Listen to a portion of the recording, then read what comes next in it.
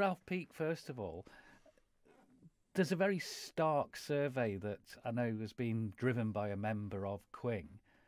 Uh, it's looking potentially at the effects of opening the borders and putting various scenarios of what people would be prepared for. So it's really economic impact versus potential COVID-19 related deaths, to be stark about it. Yes, that's right, Tim. And it's trying to understand really what the Isle of Man's thinking, really, how we're all thinking. So the idea, one of our directors of Quing actually put the survey together. He's got a lot of experience in this area, a local person. And we thought we'd put this together. So the questions, you're quite right, they are sort of very sobering and very stark. But the idea is you actually then get a feel as to what people's sort of priorities are and what they would consider to be acceptable. That's the driver for it. And it is a public survey, and all the results will be made available. The Chief Minister has commented quite openly that he's had a understandably large amount of emails coming to him, and 99% of those end with "keep the borders closed." Yes, there seems to be a very strong message around that, and I think there's been a lot of good that's come out of the borders being controlled, because they are actually open, because we are allowing key workers and other people to come in.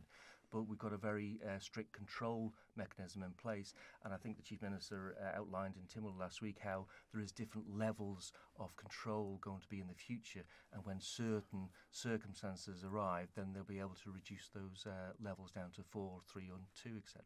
You're slightly compromised, aren't you? Because you're a departmental member of Treasury as well as being involved with Quing. So that's right. Yes. I see those roles being very complementary. Actually, I don't see them being conflicting at all. This is really about trying to engage with the public, try and find out what they're actually thinking, really. And it's interesting to see there's been about 520 completed survey results up to now. 3/4 of those are from women, and but just 4% are actually over 65. So maybe, coming here on Manx Radio, we can perhaps engage with that sector and perhaps get a few more people who'd like to take that survey themselves and complete it in.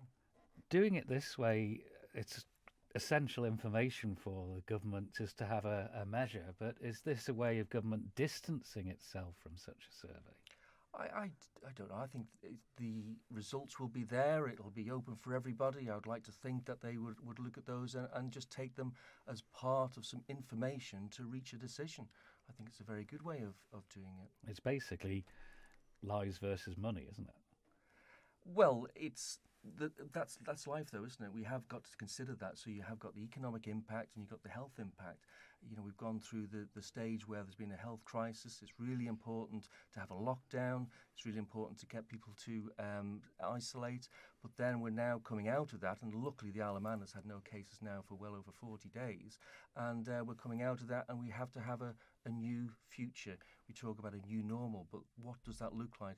And this is really just one of those areas, I believe, that some useful feedback from the local population is a great way of engaging with the population, so we can sort of co-produce our future together.